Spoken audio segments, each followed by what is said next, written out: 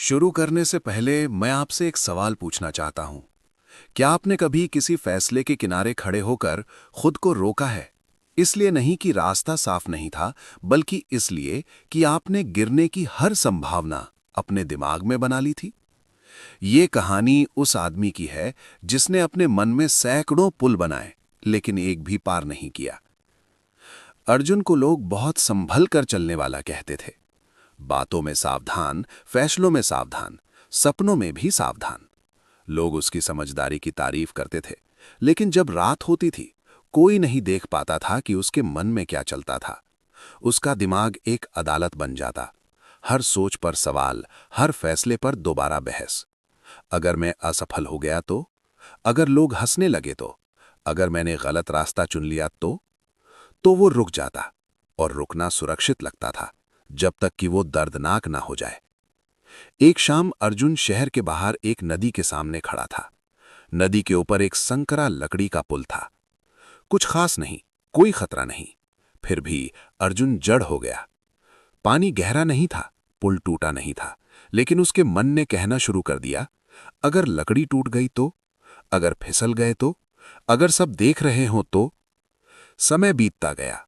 लोग पुल पार करते गए, बुजुर्ग, बच्चे, यहां तक कि एक महिला सामान उठाए हुए। अर्जुन वहीं खड़ा रहा। सूरज ढलने लगा, तभी एक बूढ़ी औरत उसके पास आकर खड़ी हुई। उसके हाथ में एक छोटी टोकरी थी और उसके कदम स्थिर थे। उसने अर्जुन को देखा और कहा, काफी देर से खड़े हो? अर्जुन ने हल्की मुस्कान दी। बस सोच रहा हूं। वो औरत हंस पड़ी। इस पुल को तुम्हारी सोच की जरूरत नहीं है, ये तुम्हारे कदमों का इंतजार कर रहा है। अर्जुन ने गहरी सांस ली। मैं हर चीज ज्यादा सोच लेता हूं, उसने कहा। मेरा दिमाग हर बार मुझे गिरने के सारे रास्ते दिखा देता है। बूढ़ी औरत ने सिर हिलाया। फिर उसने कुछ अजीब किया। वो पुल पर चली गई, आंखें बंद की और एक सावधान कदम रखा। फिर दूसरा। आधे पुल पर पहुंचकर उसने पीछे मुड़कर कहा, कुछ नोटिस किया? अर्जुन ने सिर हिलाया। पुल नहीं गिरा, उसने कहा। इसलिए नहीं कि मुझे डर नहीं था, बल्कि इसलिए कि मैंने उस कदम पर भरोसा किया जो मैं उठा रही थी। वो वापस अर्जुन के पास आई। ज्यादा सोचना, उसने धीरे से कहा। दिमाग में 100 बार नदी पार करना है और असल जिंदगी में इसी किनारे खड़े रह जाना है।